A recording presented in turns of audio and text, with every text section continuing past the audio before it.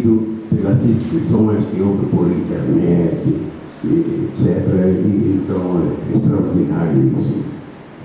Eu vejo com louvor toda essa juventude aqui presente, ávidas de direitos humanos, que é um sinal dos tempos atuais. Hoje nós, acho eu, vivemos numa época bastante confusa de visão assim, de orientação social, especialmente nós, com a atual política brasileira, que é absolutamente insuficiente para a nossa capacidade, a força que o país tem. O quadro político está muito abaixo da capacidade do povo brasileiro. Isso nos faz procurar outros rumos, e é nesse sentido que eu acho que os direitos humanos são excelentes. E, além então de elogiar toda essa gente que aqui está, o sucesso do curso também depende da sua organização perfeita.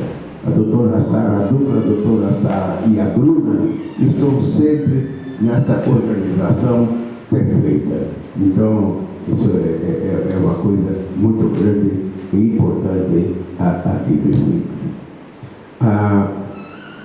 Quero começar recordando que estamos há 70 anos, este ano, 70 anos do fim da Guerra Mundial. Todo mundo terá visto as celebrações pela imprensa e pelo teatro da guerra, que foi notadamente a Europa e setores do Oriente, como o Japão, todos terão lido na história.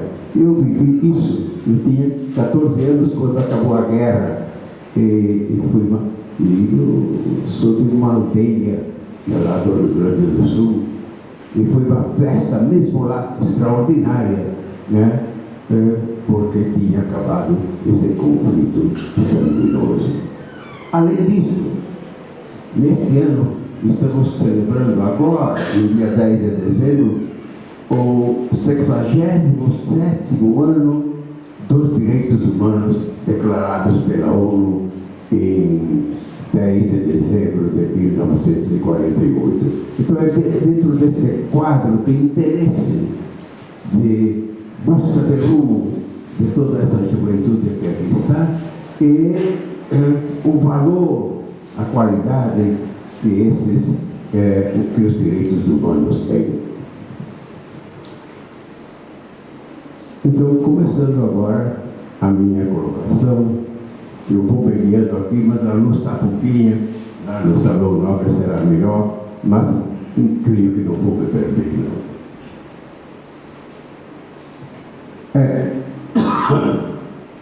Essa introdução, que pegará o primeiro tempo, talvez eu estoure alguns minutos das 6 horas, mas eu gosto de ficar dentro do esquema estabelecido, que é excelente. É uma chamada de atenção para a importância do que estamos começando hoje. Em 6 palestras vamos chegar a uma certa visão global do que se possa dizer dos direitos humanos, do meu ponto de vista. Tem muitos pontos de vista diferentes. Então, esse é um ponto que eu procurarei ser o mais fiel possível aquilo que é profundamente importante nos direitos humanos. Vou começar esta palestra com 2 epígrafes. Uma da modernidade, com Kant, e a outra da contemporaneidade, com Roberto Bobbio, que se encontra aqui nos livros. Depois nós vamos ler as 2 referências.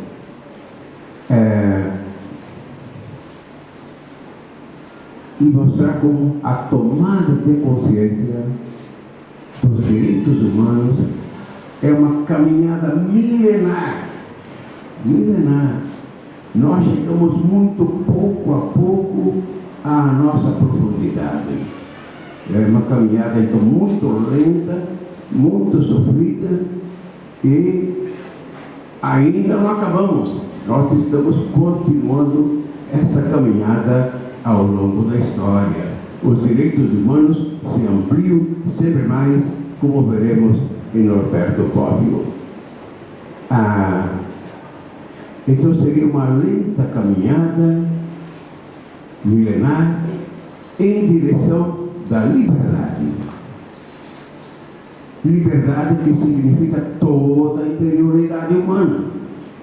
E a interioridade humana implica na razão, na liberdade, na vontade e no desejo de felicidade. Essas coisas que vamos recordar a cada instante. Então, essa caminhada para a liberdade, a conquista da nossa liberdade é longa, e quero citar agora a epígrafe de Kant, que nós podemos lê-la nesse livrinho, que é um extrato de conferência de Kant, organizado por Emmanuel Carneiro Leão. Bem-vinda, doutora Sara, nossa leitora aqui, né?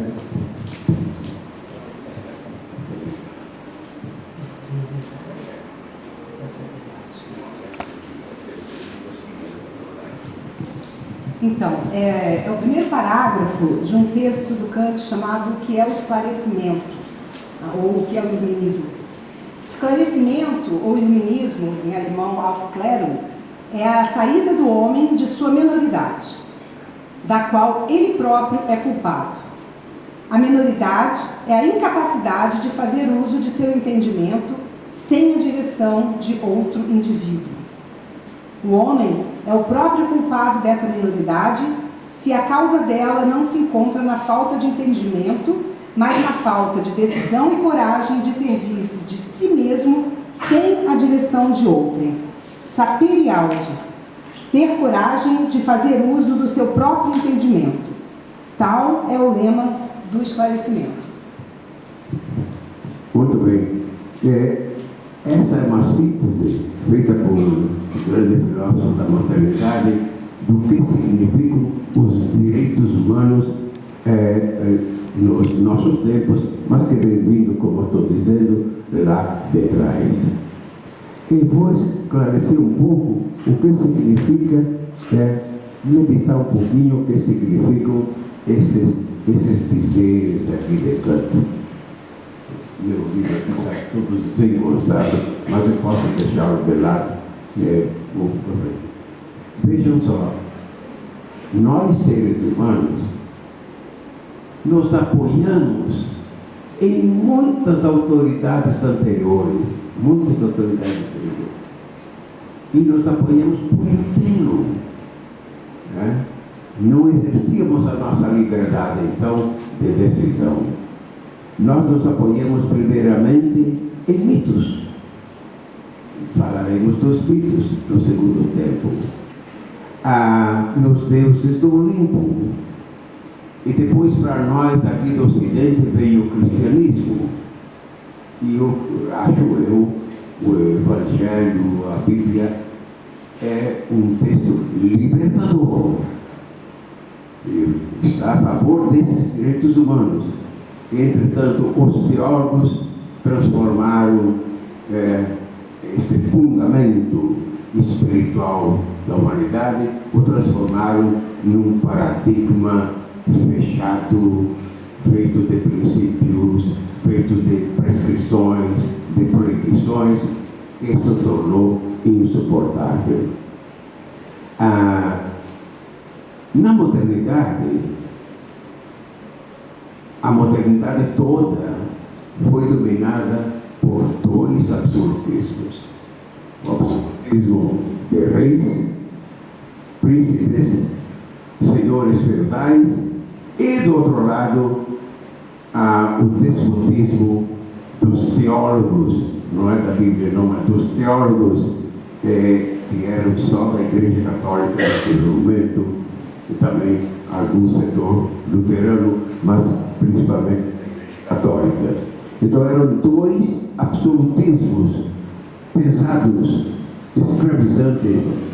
É disso que Kant fala nesse texto maravilhoso, que acabamos de ouvir. Dessa submissão, então, proclamou-se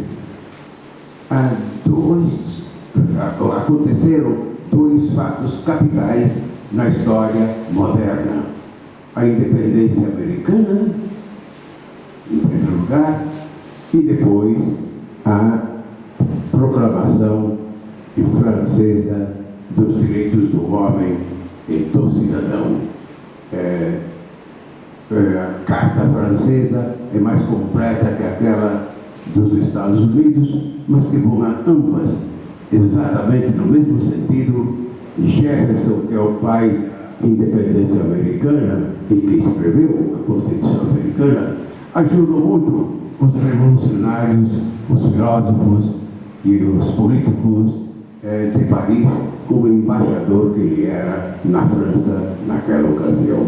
Então, a presença fundamental da mesma orientação está presente num fato e no outro. Muito bem, o que aconteceu